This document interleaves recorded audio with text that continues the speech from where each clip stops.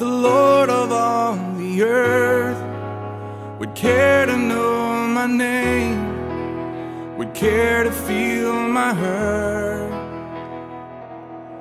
Who am I that the bright and morning star would choose to light the way for my ever-wandering heart? Well, not because of who I am, but because of what you've done. Not because of what I've done, but because of who you are. I am a flower quickly fading, here today and gone tomorrow. A wave tossed in the ocean, vapor in the wind. Still you hear me when I'm calling. Lord, you catch me when I'm falling, and you told me who I am. I am yours. I am yours.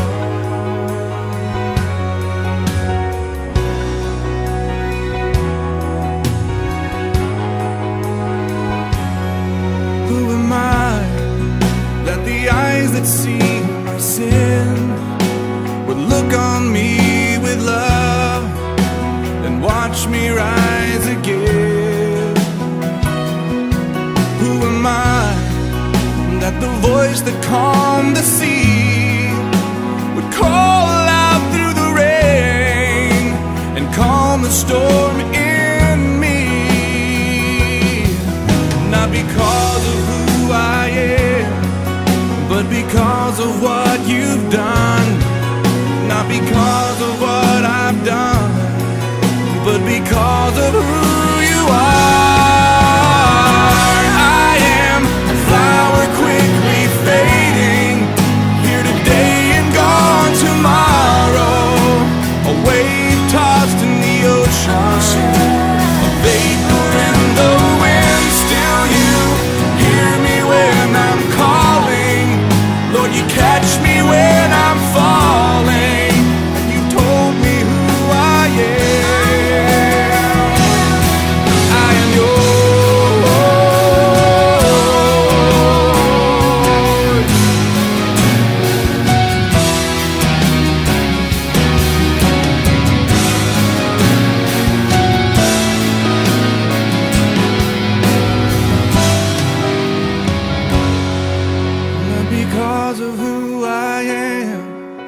But because of what you've done, not because of what I've done, but because of who you are. I am a flower quickly fading, here today and gone tomorrow. A wave tossed in the ocean, a vapor in the wind. Still you hear me when I'm calling. Lord, you catch me when I'm falling. You told me who I am. I am yours.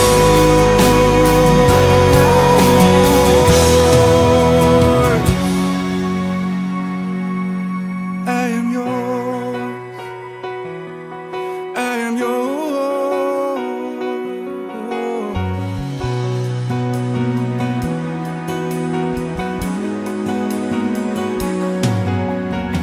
Whom shall I fear? Whom shall I fear? 'Cause I am yours. I am yours.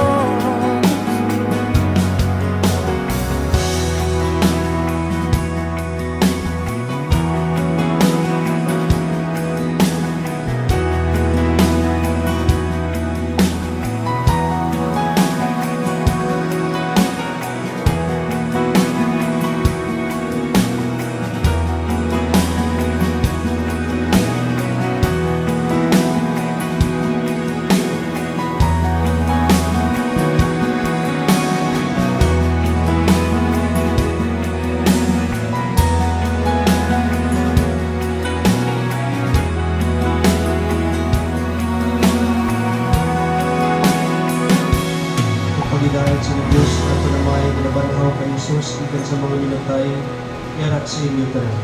Nagyaramat sa inyo. Sa tubig sang bunyag, si Onofre napatay upod kay Kristo, naglabanaw upod sa iya sa bagong kabuhi. Kabayang mag-ambit siya karon upod kay Kristo sa himaya nga wala sing katapusan.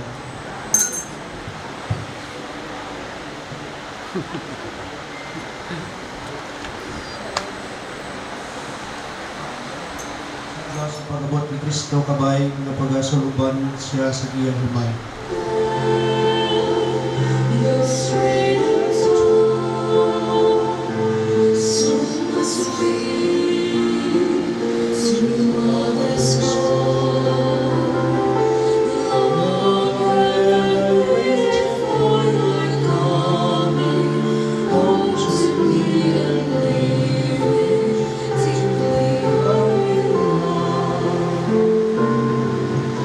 Timogin banhaw ang mga minatay pagi sa Espiritu Santo, Ginoo maluoy ka sa amon. Timogin dala ang kapatawaran ng pagidait sa mga makasasala, Kristo maluoy ka sa amon. Kristo maluoy ka sa amin. Timogin natagan sing kasanag, yadtong yara sa kadudulman, Ginoo maluoy ka sa amon. Ginoo maluoy ka sa amin. Kabay nga maluoy sa tanang Dios nga makagagawam sa tanan, kag sa napatawad naton mga sala, tuwid yung kita niya padulong sa kabuhi, nga wala sing katapusan, Amen. mga muyo kita. O Diyos, amay nga makagagahom, nagatuo kami sing malikon, nga ang imo anak na patay, kag nabanhaw. Itugon, nga paagi sa nga misteryo, ang imo alagad nga si Onofre, nga nagtaliwa na sa sini nga kinabuhi, makaambit sa kalipay sa iya pagkabanhaw. Kinapangayo naman nila sa imo pagi kay Jesu Kristo, yung mga nakagamon Ginoo, nga nagakabuhi nga nagaharip po sa imo sa kaisahan sa Espiritu Santo, Diyos sa tanang ng mga tuig, sa mga katuigan. Amen. Gikan sa ikaduha nga sulat ni San Pablo ang apostol sa mga taga-Corinto. Makaibalo kita nga kung naguba ang atong butalon nga pulihan, ay sa katulda lang may balay kita gikan sa Diyos. Isa'y ni kabalay nga wala mahimo sa mga kamot sa tao kung wala inising katapusan sa kalangitan. Gani, nagasiling kita perme, pakahibalo kita nga samtang nagapuyo kita sa lawas, malayo kita sa Ginoo. Nagakabuhi kita paagi sa pagtuo pag hindi paagi sa pananawan. Gani, nagasalig kita, kagluyag pa kita, magpalayo sa lawas, kagpuyo upod sa Ginoo. Tungod sini, bisan nagapuyo kita sa atong puluyan, ukon malayo sa sini. Natuyo naton ang pagpakamuot sa iya. Kay kita tanan dapat mag-atubang sa hukmanan ni Kristo, agud ang tagsa-tagsa makabaton sing nagakaibot sa iya. Sulo sa iya, nahimo samtang yara pa siya sa lawas. Bisan maayo man o kon malayo. Ang pulong sa Diyos. Salamat sa Diyos. Makadto kita sing malipayon sa balay sang Ginoo. Magtutukit na sa malikmayon sa bilay sa Ginoo. Ang Jerusalem, ginpatindog bilang isa ka syudad nga nabugos sing maliit. Diri nagataklat ang mga tribo sang Ginoo. Magkanto kita sa malipayon sa bilay sa Ginoo. Suno sa ginsugo sa Israel, sa pagpasalamat sa ngalan sang Ginoo. Kay diri ginpakamtang ang mga hukmanan sang kaliwat ni David. Magkanto kita sa malipayon sa bilay sa Ginoo. Magpangamuyo para sa pagidait sang Jerusalem. Kapay nga magmauswagon ang mga naghihugma sa imo. Kapay nga may pagidait sa sulod sang imo mga pader, at may kapaturan sa sulod. Tungod sa akon, mga parente ug mga kabyan, magasiling ako. Ang pagidait mangyayara sa imo. Tungod sa balay sa Ginoo nga aton Dios, magapangamuyo ako para sa imo ay ba. Magkanto kita sa malipayon sa bilay sa Ginoo.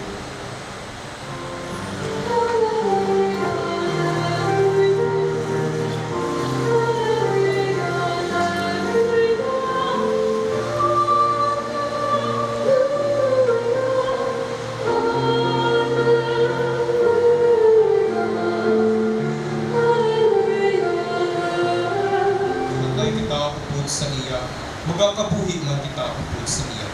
Kung magbatas kita, magagahong man kita upod sa iya. Hallelujah.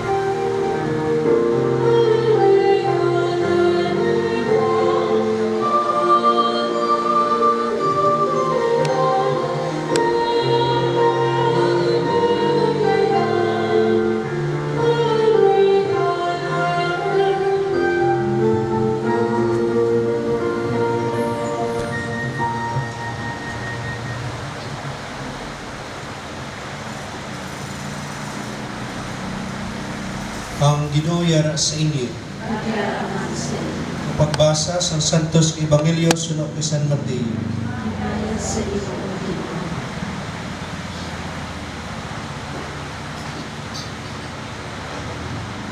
Si Herodes nga pangulo sang Galilea nakabati nanungod kay Hesus. Nagsiling siya sa iya mga opisyalis. Ini siya amo si Juan Bautista nga nabanhaw. Tungod sini may gahom siya sa paghimo sa mga milagro. Kay ginpadakop ni Herodes si Juan, ginpusasan siya kag ginsulod sa bilangguan. Ginhibo niya ini tungod kay Herodias nga asawa ni Felipe nga iya utod. Kay si Juan Bautista nagsiling kay Herodes, batok sa kasuguan ang imo pagpuyo upod sa sina nga babayi. Ipapatay kung tani ni Herodes si Juan Bautista o galing nadlok siya sa mga Hudiyo tungod kay ginkabig nila nga isa siya kapropeta.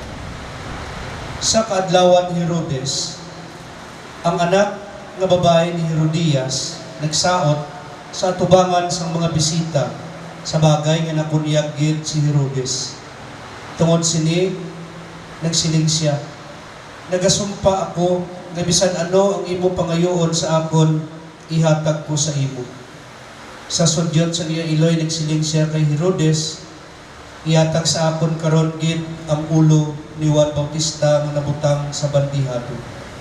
Si Herodes nagkasubo, pero tungod sa iya sinumpaan sa atubangan sang madamo nga mga bisita nga kaupod niya sa lamisa, nagsugo siya nga tumanon ang ginapangayo sang linay.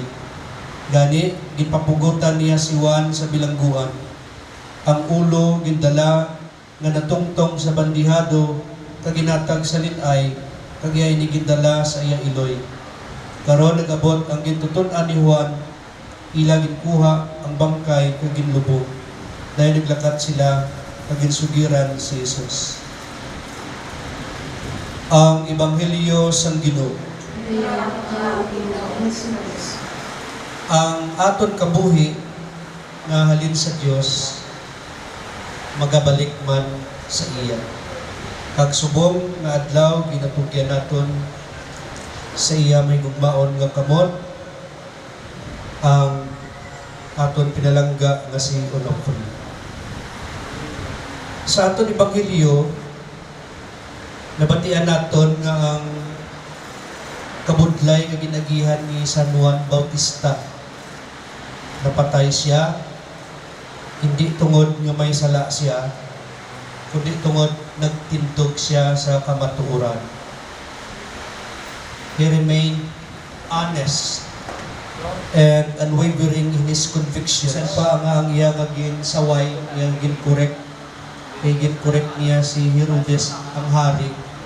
Nabisan pa, hari ang iya ngagin hambalan, si John the Baptist. John stood his ground. So muna naging patay siya. Kay ginsaway niya si Herodes na nagapangirida sa naging kirida niyang asawa sa niyang kautod. Ibilang hari, hindi dapat nangimon kay immoral. So gindugtan siya, naging patay.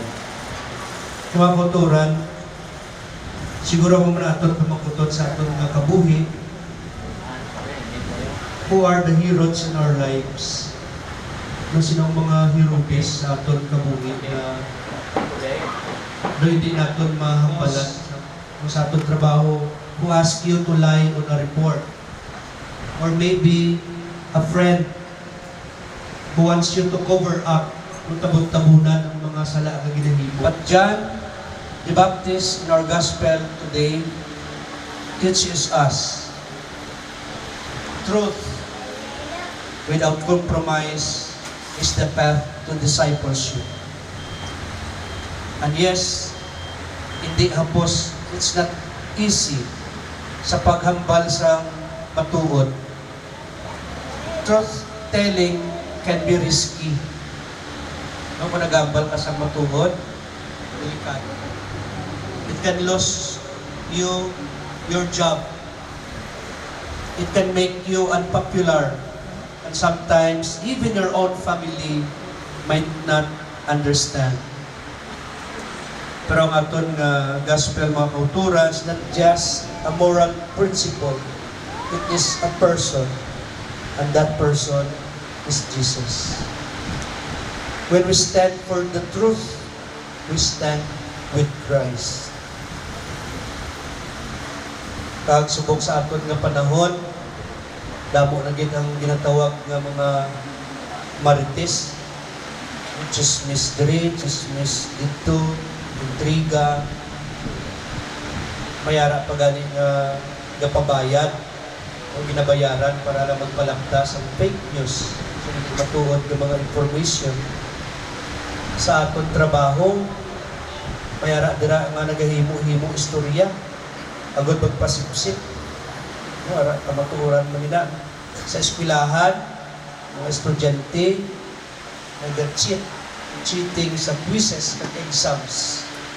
Yun yung mga forms of lying, yung mga kabutigan, yung pangupya sa during exam sa estudyante, yung istorya, at sa pamilya, yung binigyan sa mag-asawa, tudamo sa mga mag-asawa, yung ginatunto nilang ilang asawa o unang bano. So pagtuntuhanan, unang mga different forms ng pagbinuting. Pero kung paminsaron natin makauturan, sino ang ginabudlayan sa tion na kita nagabinuting, kita man sa gihapon. Kung ikaw man nga butigon, ikaw man ang nagapabudlay sa mukha galingon. Pero may kilala ko, panawag ko siya si Tatay Noy, driver siya sa tricycle, dito sa Amon. Kada gabi kasakay ko siya kung gabiyahe siya. One time naka-istorya sa akon, niya Father, kung magatag sa akon ang akon sa iro sang bayan, bisan may sobra, bisan pilala na kasentimos, ginauli ko ginuya nga sensilyo. Hindi ko gusto nga ginakupitan ko siya. Kay para sa kay Taynoy, siling niya, ang importante nga malimpyo yung akon nga konsensya. Si tricycle driver, hindi maging sa perfecto, pero ano siya, hindi siya butigon, tampad siya, matuod. Kagsang napatay siya, madamo ang nagapalangga siya, magmadamo ang nagsiling, magnagapati nga si Taynoy, tricycle driver, ato na sa langit. Si Onofre, ang aton karon ginapangabuyuan, siguro may mga kabudlayan man siya nga kabuhi, may mga tion man nga nangin nga nakahimo sa sangsala, pero may mga tion man nga nangin matuod kag matarong siya nga pagkabuhi. Kung may sala man siya, pareho man sa aton tanan, pero kabalo kita nga ang Ginoo nagatan-aw sang aton tagipusoon. Sa pagit ka matawag nga ehemplo nga naghimo sang o nagtindog sa kamatuoran, si Saint Joseph, ang bana sa aton mahal na Iloy Virgen Maria. Si Saint Joseph, hindi dili sikat sa Bible. Kung magbasa ka sa Bible, wala na siya gahambal. Pero si Saint Joseph, isa ka example sang tampad na tao. Wala siya nagpalagyo sa responsibilidad.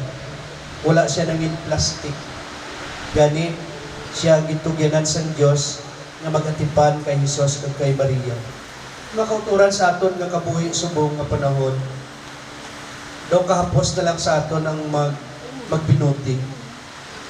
Kadamo sang manugtunto, kadamo sang mga ilagay mo imong istorya, pero ano gid ang ginalinan sa tanan? Ginabudlayan na kita mag-atubang sa kamaturan. Amoy na ang root cause. Nga daw, hindi kita kabalo magtindog sa kamaturan. Ginoo, kabay nga siya maghiusap pud sa tanan niya nga mga abyan. Magsingan niya mga santos sa iyong ginarihan. Mga muyo kita. O Ginoo, mawakil ang Si Onofre nagkaon sang langit nun nga tinapay. Sa pangtusan nga adlaw. Mga muyo kita. O Ginoo, mawakil ang Si Onofre nag-alagad sa imo katawukan sa madamo ng mga tukoy. Ginoo, katagi siya sing pagya sang isa katampad nga sulubon. Mga muyo kita. O Ginoo, mawakil ang Nagapangamuyo kami para sa iya pamilya, mga himatak kag mga abyan. Sa amon tanan nga nagatipon sa pagpasalamat sa iya kabuhi. Kapay nga si Onofre, magapabilin sa amon tagsa-tagsa katipuso. Mga muyo kita. O Ginoo, mawakil ang Ikaw si may gugmaon sa panawag sa imong katawhan. Pamati ang mga pangamuyo nga amon ginahalad para sa amon mga utod nga nagkaliwa. Tinluwi sila sa ilang mga sala, kagatagi sila sa kapupunan sa kaluwasan. Pinapangayo naman hindi paagi kay Kristo nga amon Ginoo.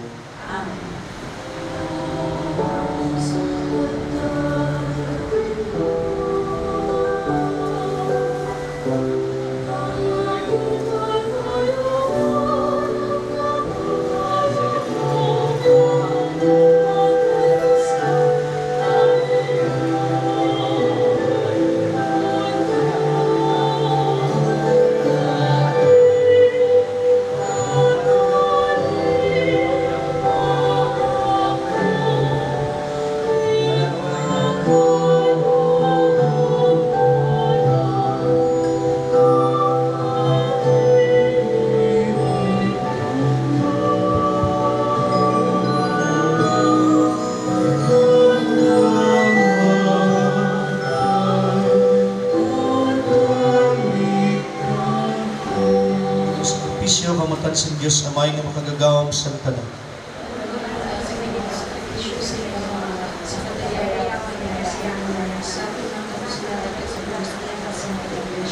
Kung ginutungod sa imong kaluoy, ginahalad namon ini nga mga tulod para sa kaluwasan sa imong alagad nga si Onofre, nga nagtuo sing lubos sa imong anak bilang iya manluluwas.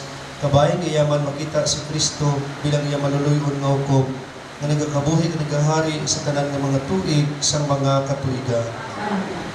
Ang Ginoo ay sini, bayaw inyong mga kasingkasing. Salamat kita sa Ginoo nga ato Diyos. Tapos kagangay gini, kupuslanan sa mong kaluwasan, sa giyapong sa tanan nga duog, magpasalamat kini sa mong Ginoo Santos nga Amay. Gamanan kagulay katampusan ng Diyos pagi kay Kristo nga amon Ginoo. Iyagin bato ng kamatayon sa krus. Agod maluwas kami sa pagkamatay. Isa ka tao nga nagpasulabi sa kamatayon, agod ang tanan magkabuhi sa imo sing dayon. Yani, upod sa tanan ng mga angeles, nagadayaw kami sa imo sing malipayon nga nagasilid.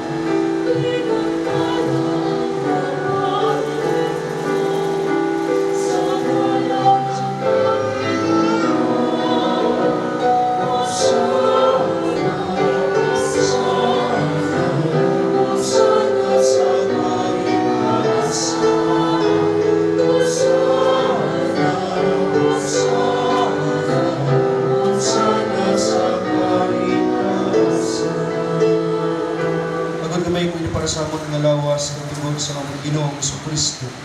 Sa wala pa sa gitugyan sa kamatayon ng ibaton sa kinabubuton, higit ko ang ipamiyak-piyak at tinapay nga nagapasalamat sa imo kuya higit panagtag sa gitutunan nga nagasigig. Magkuha kamatanan kag magkaon kamo sini, kiniwa akong lawas at gitugyan para sa imo.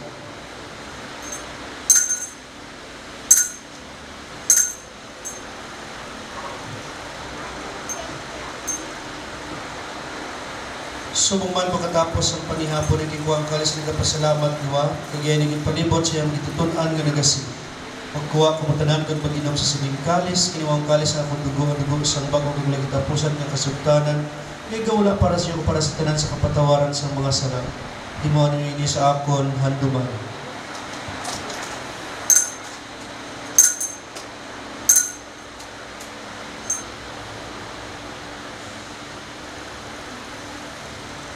Ang misteryo sa pagtubo. Buhay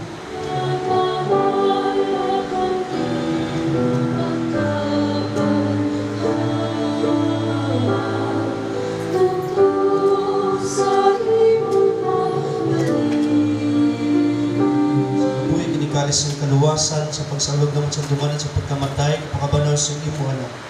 Nagapasalamat man kami sa imo kay makamigid kabig ng mga tako sa pagatubang sa pag-alagad sa imo sa sining sakripisyo. Nagapakiloy kaming Espiritu Santo magpayosa sa amon nga nagaambit siyang lawas ng dugo ni Kristo. O Ginoo, nung dumay mo simbahan nga nalapnan sa bugos ng kalibutan, impitas sa pagigugwapo ng Santo Papa nga si Leon, sa mga obispo nga si Patricio, kag sa tanan ng mga kaparian. Dumduma ang imo anak nga si Onofre, nga imo gitawag sa sining kinabuhi, pagi sa pagbunyag sa iya, nayosa siya sa pagkamatay ni Kristo. Itugot nga mag-iusa man siya pagkabanhaw. Dumduma ang sakop sa mga tulimban nga nagtaliwan nga may paglaom nga mabanhaw sila. Dumduma man ang tanan ng kalamatay sa imo pagkaabya. Bato na siya sa pagtanaw sa imo mimayaon nga nawog. Kaluoy man kami ara diri nagatambong gun mapit man ang kabuhing wala sing katapusan. Magdayaw ka magimaya kami sa imo pud Santa Maria Virgen de los Santos. Upod kay San Jose nga Yabano, upod sa mga apostoles, kag sa tanan ng mga santos na nagpamuot sa imo, paagi sa imo anak nga si Jesucristo. Paagi sa iya, upod sa iya, kag dira sa iya, ginahatag sa imo, Diyos sa may nga makagagahon, sa kaysan sa Espiritu Santo, ang tanan nga dungog kag himaya, sa tanan nga mga tuig sang mga katuigan.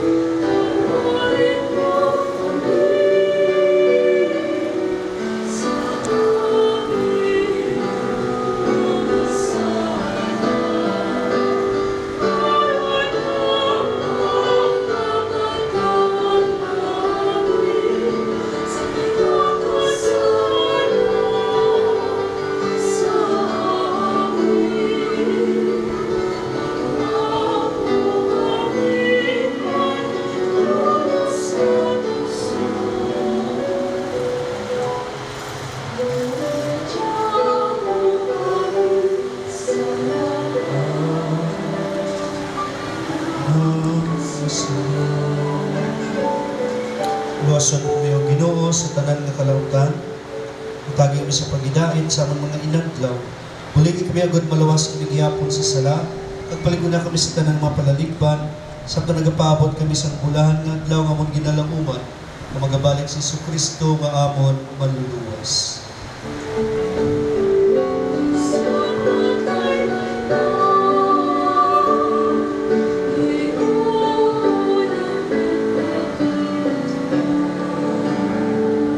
Sa inyo, ako pagdahit ginahatag ko sa inyo. Hindi pagtamda nga mga sala ko niya pagtuo sa imong simbahan. Ay sunod sumagin sila nga tagi sa pagdahit at pag-iusa. Ikaw nagakabuhi nagahari sa tanan ng mga tuig sa mga katuigan. Pagdahit sa Ginoo, ay gyapon sa inyo tanan. Pagdahit sa pagdahit ni Kristo sa kanisa.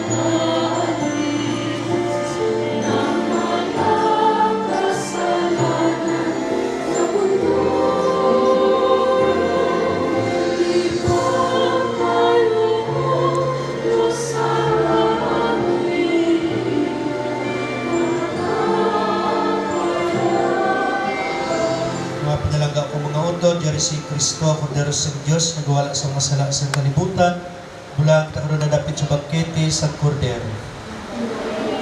Sulit ka sa mga apang nagkakayama sa kapulong pag-aaral ang pagkakas.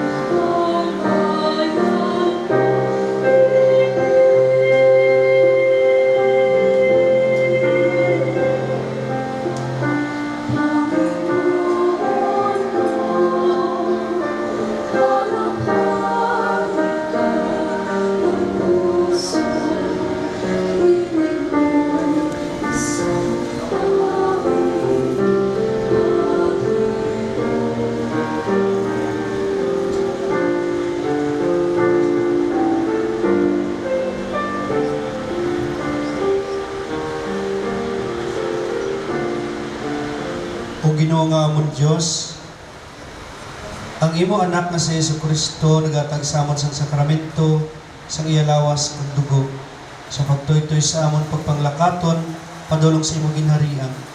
Itugot nga amon utod nga si Onofre nga nag-ambit sa ning Eucharistia, makambit man sa bangkete sang kabuhi nga ginama ni Kristo para sa amon.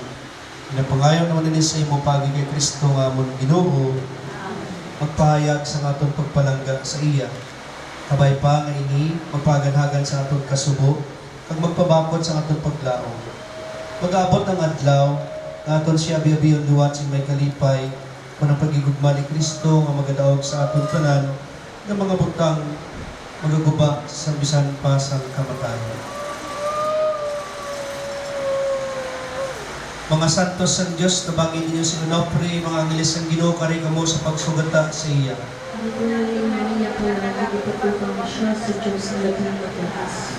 Patunon kanta ni Kristo nga nagtawag sa imo mga angeles dulong sa imo sa luyo ni Abraham. Pagkunaling Maria po na nagipatupang siya sa Diyos na labing mataas.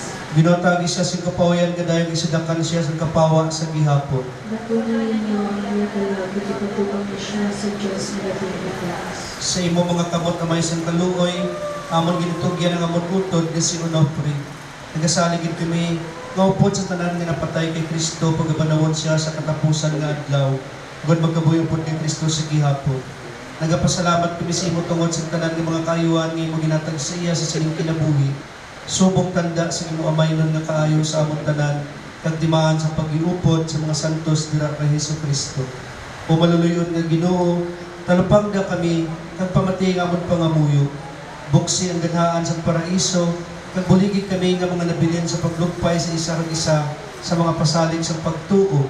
Tubtob nga kami tanan magkilitay dira kay Kristo sa pag-upod sa imo kag samon mga utod sa wala sing katapusan. Ginapangayo naman ni sa imo pagi kay Kristo nga amon Ginoo. Tagi siya o Ginoo sa kapuhayan nga dayo. Sino sa kapawag na wala sa mataas. Kabay pa nga magpahuway siya sa paghidait. Kabay pa ang iya kalag, mga kalag sa tanan ng mga tumuluo nga nagtaliwan sa kaluoy sa Dios, magpahuway sa paghidait nga dayon.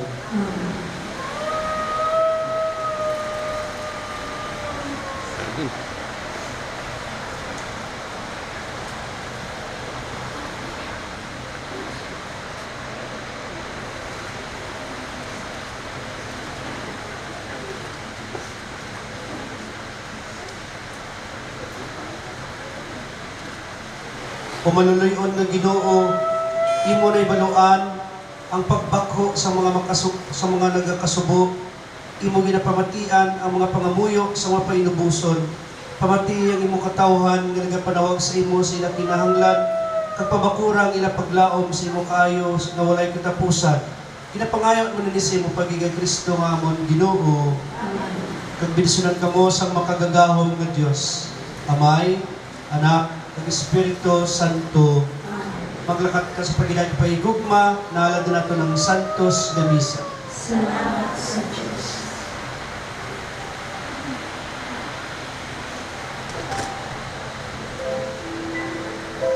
Thank